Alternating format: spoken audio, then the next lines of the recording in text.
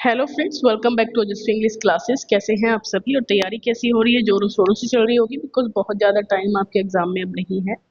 तो बिल्कुल तैयार रहिए, अच्छे से अपनी प्रैक्टिस करते रहिए। चलिए, प्रैक्टिस सेशन है ये और इसमें कुछ इंपॉर्टेंट क्वेश्चंस आपको देखने को ज़रूर मिलेंगे, कुछ ना कुछ नया देखने को ज़रूर मिलेगा। ठीक है, घिसे पिटे क्वेश्चन नहीं होंगे, नए क्वेश्चन भी होंगे। तो बिल्कुल बने रहिए मेरे साथ लास्ट तक और लाइक शेयर कीजिएगा वीडियो को ज़्यादा से ज़्यादा लोगों के पास में, है ना। और सब्सक्राइब कर लीजिएगा चैनल पे आप लोग नए हैं। चलिए शुरू करेंगे बिना देर किए। तो पहला क्वेश्चन हमारे पास है, रिकरेंट नैरेटिव डिजाइंस, पैटर्न्स और action, character types, themes and images which are identifiable in a wide variety of works of literature as well as in myths, dreams and even social rituals are called. तो देख लीजिए अच्छे से, इस question को पढ़ लीजिए। भाई, रिकरेंट नैरेटिव डिजाइन आते हैं, पैटर्न ऑफ एक्शन आते हैं, कैरेक्टर टाइप्स होते हैं, थीम्स होती हैं and images which are identifiable and wide variety of works literature, है ना। बहुत सारी वाइड वैरायटी में लिटरेचर वर्क्स में इनको यूज किया जाता है। मिथ्स होती हैं, ड्रीम्स होते हैं, सोशल रिचुअल्स भी आते हैं इसमें। तो इन चीज़ों को क्या कहा जाता है? तो देखिए, आर्केटाइप्स होते हैं। क्या होते हैं? आर्केटाइप्स, पहला। सेकंड क्वेश्चन हमारे पास है, आर्केटिपिकल लिटरेरी क्रिटिसिज्म वाज गिवन इम्पैचुअस। अच्छा, इम्पैचुअस के बाद यहाँ पर एक फिलअप है गाइस। मैं कई बार भूल जाती हूँ जब टाइप करती हूँ, मतलब टाइपिंग के दौरान ये टाइप समझिए हो जाता है। तो यहाँ पे देखिए, इस बीच में आपको एक इसमें से डालना है फिलअप। ठीक है, ये फिलअप इसी से रिलेटेड है। तो archetypical literary criticism was given impetus by book arche archetype, हाँ, आर्केटाइपल पैटर्न्स इन पोएट्री, ये बुक का नाम है ना। 1934 में आई थी and flourished especially during the 1950s and 1960s। ठीक है, स्पेशली मतलब फ्लोरिश रही, ज़्यादा से ज़्यादा ये हुई, फ्लोरिश हुई 1950 या 60 में। लेकिन पब्लिश ये कब हो गई थी? 1934 में। आर्केटिपिकल पैटर्न्स इन पोएट्री, तो ये किसकी है? तो ये मॉड बॉकिंस की है, mod बॉकिंस। Archetypal criticism peaked in popularity in 1940s and 1950s। ठीक है, इसमें ये पीक पर था। तो largely due to the work of Canadian literary, कौन से कैनेडियन लिटरेरी क्रिटिक की वजह से ये पीक पे था 1950 या 60s के दौरान?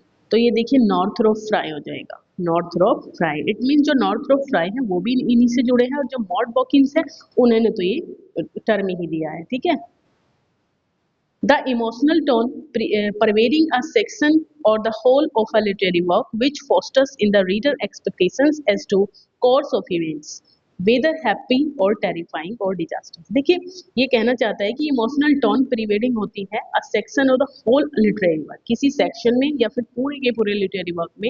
विच फोस्टर, फोस्टर होता है नरिश करना, है ना। किस चीज़ को नरिश करना? जो रीडर की एक्सपेक्टेशंस होती है किसी भी प्ले को या किसी भी चीज़ को पढ़ने के दौरान, कि अब ऐसा होगा, अब ये इवेंट होगा। तो कोर्स ऑफ इवेंट, है ना, किस किस के मामले में? इवेंट के मामले में। वेदर हैप्पी, चाहे वो अच्छी हो या फिर बुरी, बुरा एक्सपीरियंस हो, कैसा भी हो। ठीक है, उसके बारे में जो एक्सपेक्टेशंस करते हैं, तो उसको क्या कहा जाता है? तो देखिए, इसमें सभी आ जाता है। इसमें आपका मूड भी है, इसमें आपका एटमोसफेयर भी है और एम्बायंस भी है। तो ये ऑल ऑफ द अबोव हो जाएगा। ठीक है। Who wrote the influential essay? Title, एक इन्फ्लुएंशियल एसे लिखा है, टाइटल है व्हाट इज एन ऑथर, 1969 में। व्हाट इज एन ऑथर, 1969 में। तो ये माइकल फोकाल्ट का है। ठीक है, yes. A song transmitted hourly which tells a story.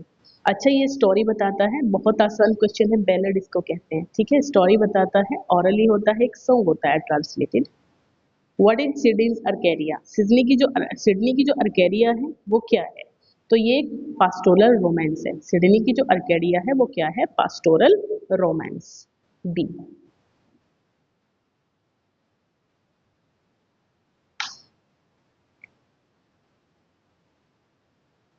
Shelley wrote a pastoral elegy on the death of Keats. What is its title? शैली ने एक पास्टोरल एलिजी लिखी है कीट्स के ऊपर। तो ये तो एडोनिस है। ठीक है, सी। ये आई थी 1921 में। Okay,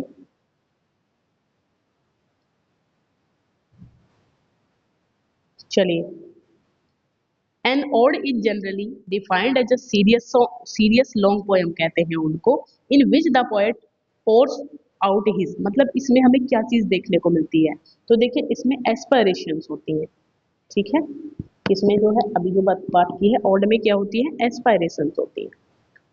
odd is a type of, odd किस चीज का टाइप है, तो ये एक लिरिकल वर्स है। क्या है ode, lyrical verse. Classical ode और Pindaric ode is transmitted in three major part. देखिए क्लासिकल ओड को ही पिंडारी कोड कहते हैं, ये भी आपको ध्यान रखना है। इसके तीन पार्ट होते हैं, स्ट्रोफी, एंटी स्ट्रोफी और ईपोड। तो पहला ही है strophe form the part, strophe first part होता है, सेकंड स्ट्रोफी, एंटी स्ट्रोफी और थर्ड होता है ओड। तो फर्स्ट पे आ जाएंगे स्ट्रोफी पे, ठीक है। पॉपुलर बैलेड्स, पॉपुलर बैलेड क्या होते हैं, क्या ये सिंपल होते हैं, ठीक है, क्या ये सिंपल होते हैं, एज एपरेंट ईज एंड अल्टरनेस होते हैं, प्रिमिटिव फीलिंग्स होती है इनमें। तो देखिए इनमें ये सभी कुछ आ जाएगा, है ना, ऑल ऑफ दीज हो जाएगा। सिंपल भी होते हैं, हैज एपरेंट ईज एंड आर्टलेसनेस भी होती है, हैज प्रिमिटिव फीलिंग्स भी होती हैं। द लिटरेरी बैलेड इज, तो लिटरेरी बैलेड क्या है, लिटरेरी बैलेड है आपका ये पहला ही हो जाएगा, initiation of a later date of the original popular ballad, ठीक है। लिटरेरी बैलेड क्या होता है, initiation of a later date of the popular ballad. The ballad form was made strongest in the, ballad form कब strongest हुई बहुत ज्यादा, तो 15th सेंचुरी की बात है।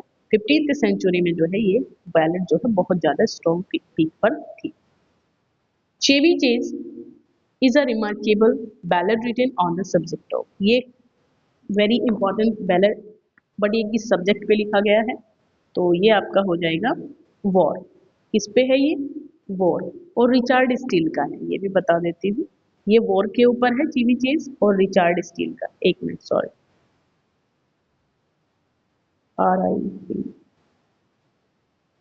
RIC RICHARD, रिचार्ड, ठीक है, स्टील, रिचार्ड स्टील का है।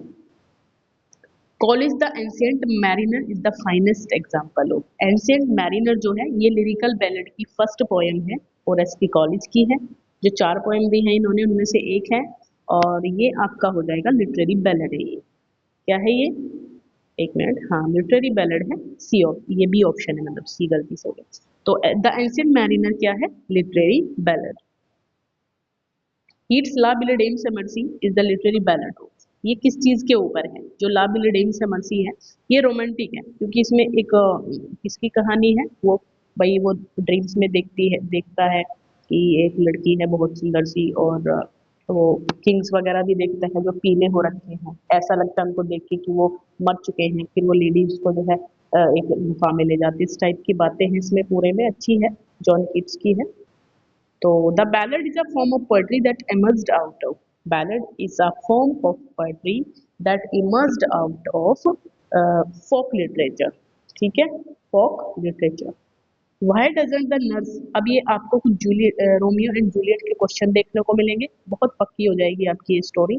तो रोमियो एंड जूलियट के क्वेश्चन है, अच्छे से इन लोग इनको देखिएगा आप लोग। Why doesn't the nurse tell Juliet right away what Romeo said? तो रोमियो ने क्या कहा, नर्स क्यों नहीं बताया, बताती है उसको, तो because she claims to be tired and out of breath, है ना, she claims to be tired and out of breath. How does Romeo plan on entering Juliet's room on their wedding night, उसकी wedding night Romeo कैसे plan करता है उसके कमरे में आने का, तो वो लेडर पे चढ़ के आता है, लेडर पे चढ़ के आने का प्लान करता है। Why isn't Romeo worried about future misfortune, भाई वाई इजंट रोमियो, रोमियो को फ्यूचर की चिंता क्यों नहीं है, because no misfortune can be as great as happiness, है ना, खुशी से बढ़ के मतलब कुछ भी चीज नहीं है, ऐसा उसका सोचना है। जितने टाइम की है खुशी ले लीजिए, बाद में जो होगा देखा जाएगा।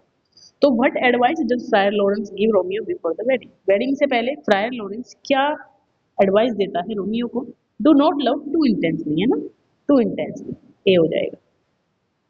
Why did Juliet refuse to describe her love to Romeo before their wedding? Wedding से पहले वो अपना लव जो है रोमियो के लिए रिफ्यूज करने से क्यों मना करती है, तो ये बताना है। तो इसमें देखिए हर love is too great to be describe, क्योंकि उसको डिस्क्राइब नहीं किया जाता, वो जा सकता, वो इतना ज्यादा प्यार करती है। Why does Benvolio want to get out of the street? तो इसमें है he is worried that a brawl will start. Why doesn't Romeo want to fight Tybalt? Romeo Tybalt से क्यों नहीं लड़ना चाहता है, because they are now related through marriage, है ना, बिकॉज क्योंकि रोमियो और जूलियट की शादी के बाद ये जो है क्या हो जाएंगे, मैरिज के थ्रू रिलेटिव हो जाएंगे, इसलिए क्योंकि वो उसका कजन है तो वो उसको मारना नहीं चाहता है, बिकॉज, है ना, तो डी हो जाएगा। How does Romeo react when Tybalt and Mercutio started fight? जब टाइबल्ट और जो ये मर्केशियो होता है, इसका फ्रेंड है रोमियो का, जब इनमें लड़ाई हो जाती है तो रोमियो क्या करता है, तो ही रन्स अवे, है ना, वो भाग जाता है वहां से, he runs away.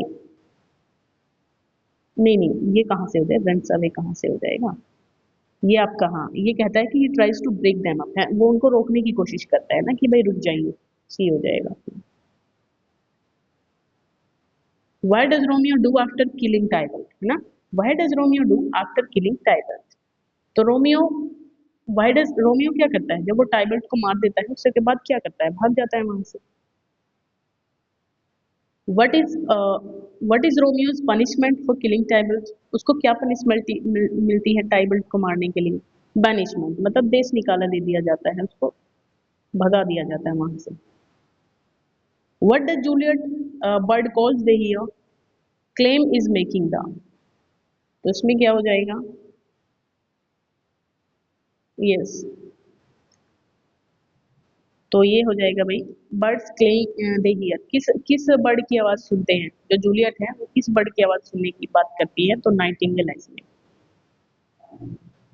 How do both Romeo and Juliet appear as they say goodbye to each other, कैसे मिलते हैं वो एक दूसरे को गुड बाय करने के लिए, विद हॉरर एंड एंगर, ठीक है, तो ये आपको जो है जानना चाहिए।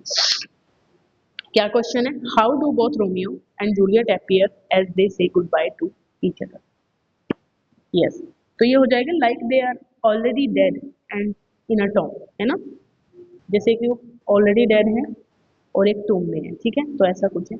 चलिए भाई, मिलेंगे नेक्स्ट वीडियो में, तब तक के लिए बाय, ठीक है, बाकी और भी क्वेश्चन होंगे रोमियो जूलियट के थोड़े से।